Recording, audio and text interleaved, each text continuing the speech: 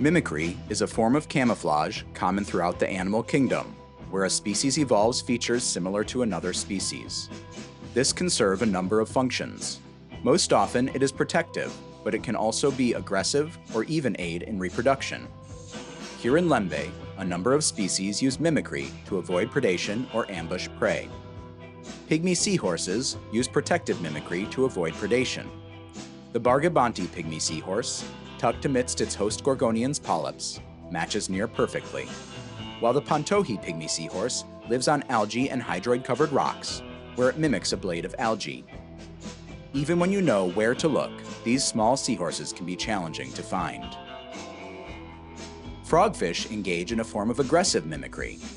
Sargassum frogfish float near the surface of the water, mimicking the sargassum algae from which they take their name. Painted frogfish similarly mimic their sponge habitat in order to avoid detection by their prey, complete with ocellated spots to mimic the pores of the sponge.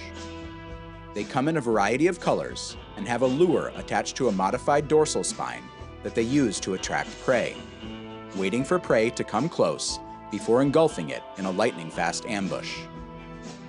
Frogfish lures display their own form of mimicry. Different species have different shaped lures, with some mimicking worms, while others mimic shrimp or small fish. The blacksaddle filefish uses a form of Batesian mimicry. Rather than mimicking its background, it mimics another species of fish, the saddled puffer. The saddled puffer is a type of pufferfish and is poisonous. These two fish are often found in groups together, and by mimicking the poisonous pufferfish, the harmless blacksaddle filefish avoids predation. Mimicry is not just found in fish, but also in a wide variety of other marine species, including shrimp, snails, and even nudibranchs. As a juvenile, the common egg cowrie, a type of sea snail, mimics a toxic Philidia nudibranch in another example of Batesian mimicry. Many of the Phylodesmium genus of nudibranchs mimic the soft corals on which they feed.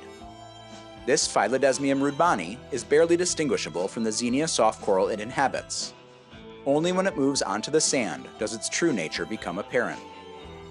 This Phylodesmium crypticum and this unidentified Phylodesmium, possibly Phylodesmium lizardensis, similarly mimic soft corals. The cryptic shrimp blends into its mottle sponge as a form of protective mimicry, and the many species of Totsuma shrimp use their long body and unique coloration to hide against the background of their habitat, whether it be black coral bushes, sponges, or algae. It's not just a matter of looking like a model species either. It also involves behaving in a similar way.